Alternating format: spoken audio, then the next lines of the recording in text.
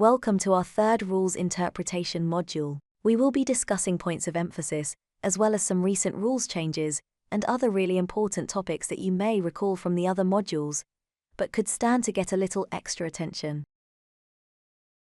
The most significant recent change is the size and shape of the circle in the 2-4 division. It is no longer a 9-yard semicircle. It has been changed to a D, made up of 2 7-yard quarter circles, connected by a 2-yard straight line. These new dimensions more closely resemble the circle in the older divisions, while providing more realistic playing space within the 25s. Much less significant is that we've joined the ranks of leagues that no longer prohibit mouthguards that are white, clear, or show graphics of teeth or fangs. A small point perhaps, but this should save quite a bit of aggravation. And finally, we have completely rewritten and restructured the rulebook. We have moved from a light version of the NFHS rules to a full version of the FIH rulebook, with clear markups where we make age-appropriate modifications for our different levels of play. While we recognize that the new rulebook is a little longer than its predecessor, we feel that it is more comprehensive and should help to provide more consistent guidance to directors, coaches, and umpires. We should also take a couple of minutes to reinforce several other recent changes to make sure we're all on the same page. All of our divisions now play quarters, not halves. At the 2-4 level, we play 4 10-minute quarters. At the 5-6 it's 12 and 1/2 minute quarters. In the 7-8 we play 15-minute quarters. The 7-8 may be different than what umpires are accustomed to when they work middle school games, but these are our rules, not theirs. That said, if at mutual agreement, both coaches and umpires wish to change the length of the quarters, they may. Just keep in mind that we do have a schedule to maintain, and the game should not overflow into the next time block. If there is no mutual agreement, there shall be no modification. Do not feel pressured to change if you don't want to. So when do we change possession or direction? Whoever gets the center pass to start the game also gets the ball at the start of the second quarter. Also, you do not switch sides until halftime. When you start the second half, the other team gets the center pass for the third and the fourth quarter, and the teams are both going in the other direction. You are only switching possession and direction at half. The other catch with moving to quarters is that there will be no timeouts or any other clock stoppages except for injury. This again is to help us stay on schedule with other games. We spoke about the additional field player in the 5th and 6th grade division. To reiterate, we have added a 7th field player, but there are never more than 7 field players allowed. If you don't have a goalkeeper, you do not get to replace that spot with an 8th runner. 7 runners, both sides. That's it. If you have a goalie, you have a goalie. If you don't, you don't. The last thing is that umpires must be paid at the time of the game on site. We're not accepting vouchers for future payment, as some of our umpires were only getting paid for their work once a season, or on a significant lag. This isn't very fair to our teenage umpires, and not getting paid right away was one of the 2 leading causes for why umpires did not return, or refused work in certain towns. Hopefully now we have eliminated that, and made it a little bit more enticing for the umpires to come out and be a part of our program. Moving on to our points of emphasis. We talked about pop-ups in the last module. With a pop-up, particularly in the 2-4 division, you have to blow the whistle right away, even if you don't know who caused it. Although usually it's the second player to engage the ball, if you're not sure who caused it, whistle it and call a bully. Pop-ups mean that sticks are swinging a little bit, especially in the 2-4 level. You don't want to encourage a situation where players are putting themselves in danger. On restarts, we need to remember at the 2-4 division, play must be held until everybody is 5 yards away. This goes for both offense and defense from the restart. In the older divisions, the offensive player can start right away, as soon as they stop the ball, and you ensure that they're starting from within playing distance from the point of the foul. Umpires, if you're not happy with where they're starting, stop them, hold play, point, make them move. You don't want to allow the players to run you over on this one, literally or figuratively. They need to listen to you, and you need to be assertive with where you want that ball to start. However, and usually more so with the 2-4s than anywhere else, they simply may not understand. So particularly in the 2-4 division, hold play and help the player a little bit. If you need to actually hold the play up, pick up the ball and move it for them, that's okay. Explain to them what you're doing.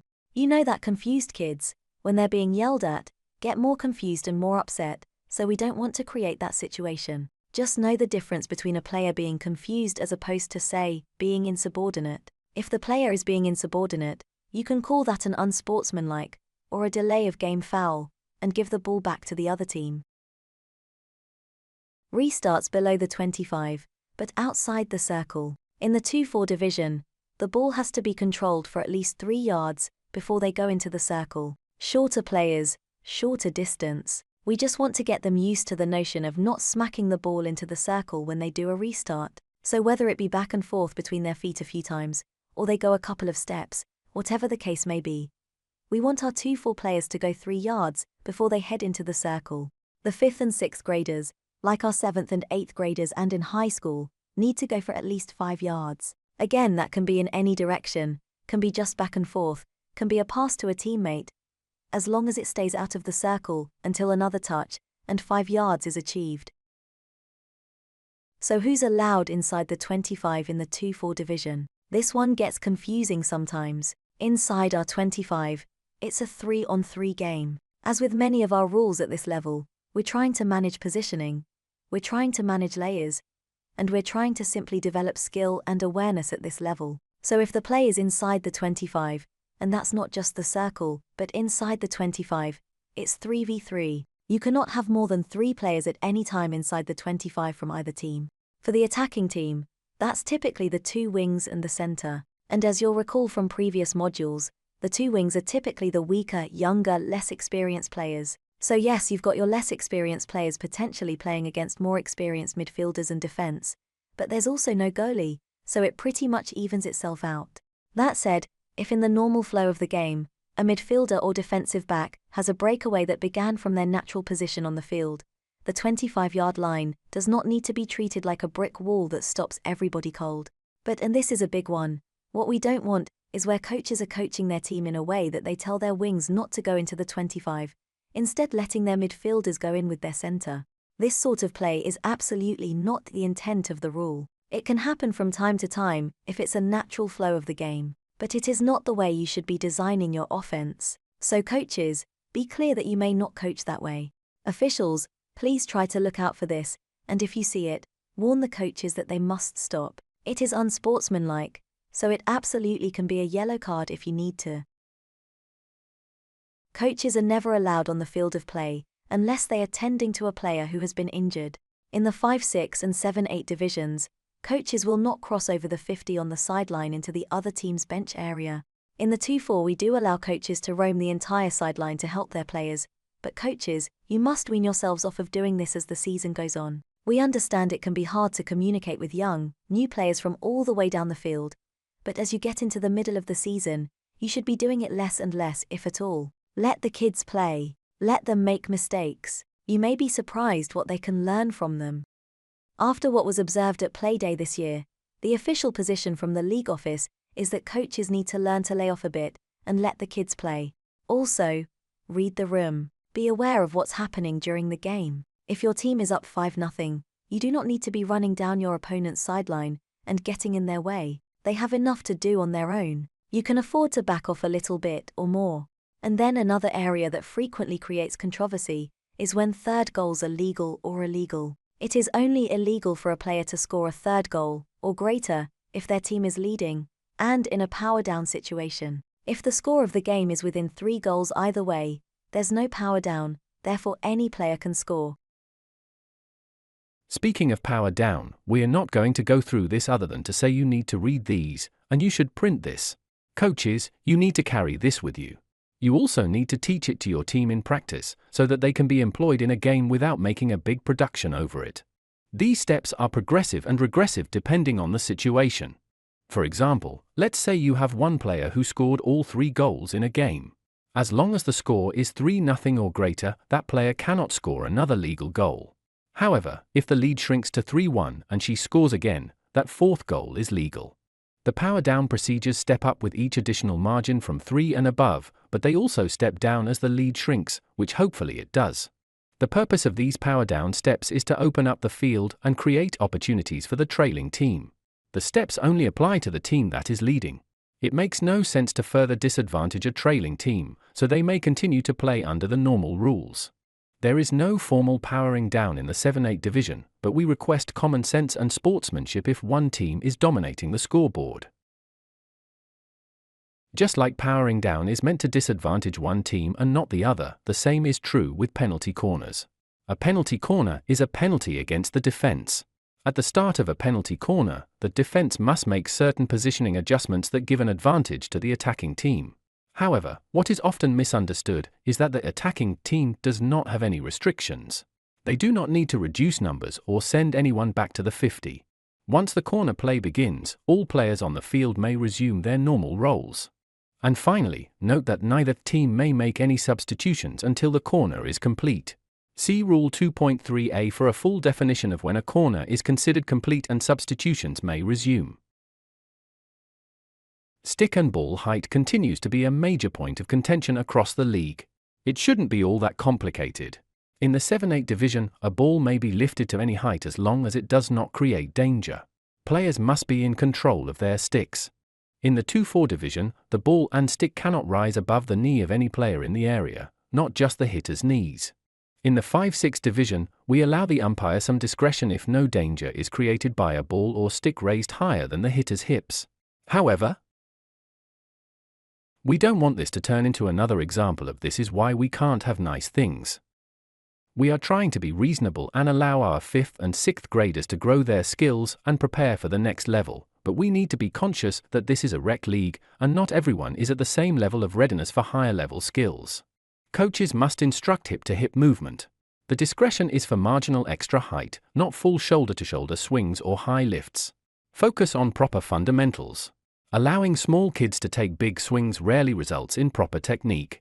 There's not a meaningful difference between what we're asking here and what is allowed at the higher levels. For the most part, it's simply a matter of building good technique and helping our youth umpires identify danger. It also does not mean that all hip-high hits are legal. If a ball is raised to hip height into a defending player within playing distance, it is a foul against the hitter, no matter the level of play. And it should go without saying, but like many examples we've used, we have learned some things need to be said. Air dribbling is not legal in the 5-6 division. Air dribbling is an intentional play that occurs above the hip. It is not incidental, therefore it is illegal. Hopefully the last words on ball height, and another we never thought we'd have to address. Should you choose to defend a corner in the style of the wall you see in a soccer penalty kick, be advised of the following. If the defenders are further away than a few yards, and the ball is lifted into them on the shot, they are not protected by the rules, let alone your coaching strategy. Besides risking injury, if they play the ball off of their body, it is a foul against them. If that foul would have otherwise prevented the scoring of a goal, the result is a penalty stroke. By the way, this sounds like something else that has been discussed several times throughout these modules, the idea of using a defensive back as a goalie in the 2-4 division. When a defensive player intentionally places themselves in harm's way, without regard for actively playing the ball or marking an attacker, the fault for whatever happens next is on that defender. Or on you, for coaching them to do that. Lastly, we need to emphasize the importance of adults acting like adults in all aspects of this league. The league's priority is that we coach to teach skill and sportsmanship. We want to win. We like to win. But at the end of the day, it's elementary school and middle school hockey. Just teach and play. And see what happens. There's no need to push the rules to gain some advantage. And don't forget that the umpires in our elementary school divisions are mostly also children. They are developing a skill that will help them develop as young adults. Let them officiate and learn. There's a time and a place, and a right way, to give them feedback. Berating them in-game, and directly or indirectly encouraging your spectators and players to do the same, is not it. We're not going to dwell on this final point, but it's presented because it is a real effect of poor behavior. A town has left the league because, at least in part, of a number of sportsmanship issues they've experienced. It's not everybody, and we'd like to believe it's not most people, but it's still more than it should be. Whether you agree or disagree with these points, they are real on at least some level, and should serve as motivation to make that extra effort to encourage a positive environment for all. You've now reached the end of Module 3. Coaches and umpires, you each have one more unit to complete.